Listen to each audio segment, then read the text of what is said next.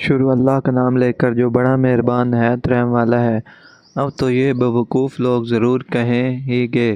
کہ ان مسلمانوں کو ان کے سابق سمت قبلے سے کہ بیت المقدس تھا جس طرف پہلے متوجہ ہوا کرتے تھے،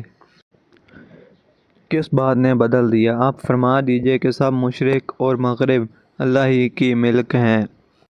جس کو اللہ ہی چاہیں یہ سیدھا طریق بتلا دیتے ہیں، اور ہم نے تم کو ایسی ہی ایک جماعت بنا دی ہے جو ہر پہلو سے اعتدال پر ہے، تاکہ تم مخالف لوگوں کے مقابلے میں گواہ ہو اور تمہارے لیے رسول اللہ صلی اللہ علیہ وسلم گواہ ہوں۔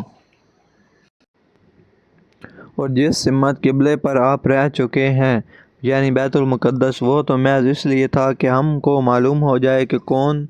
تو رسول اللہ صلی اللہ علیہ وآلہ وسلم کا اتباع اختیار کرتا ہے اور کون پیچھے کو ہٹتا جاتا ہے۔ اور یہ قبلہ کا بدلنا منحرف لوگوں پر ہوا بڑا ثقیل، ہاں مگر جن لوگوں کو اللہ تعالیٰ نے ہدایت فرمائی ہے، اور اللہ تعالیٰ ایسے نہیں ہیں کہ تمہارے ایمان کو ضائع اور ناقص کر دیں،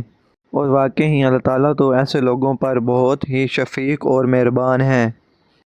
ہم آپ کے منہ کا یہ بار بار آسمان کی طرف اٹھنا دیکھ رہے ہیں، اس لیے ہم آپ کو اسی قبلے کی طرف متوجہ کر دیں گے جس کے لیے آپ کی مرضی ہے۔ لو پھر اپنا چہرہ نماز میں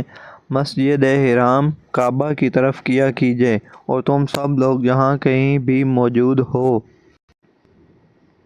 اپنے چہروں کو اسی مسجد حرام کی طرف کیا کرو۔ اور یہ اہل کتاب بھی یقیناً جانتے ہیں کہ یہ حکم بالکل ٹھیک ہے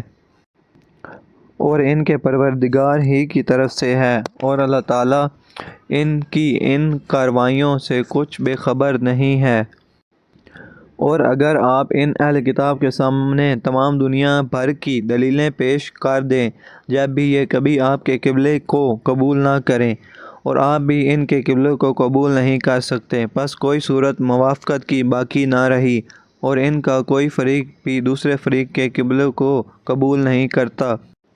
اور اگر آپ ان کے ان نفسانی خیالات کو اختیار کر لیں اور وہ بھی آپ کے پاس علم وحی آئے پیچھے، تو یقیناً آپ نعوذ باللہ ظالموں میں شمار ہونے لگیں۔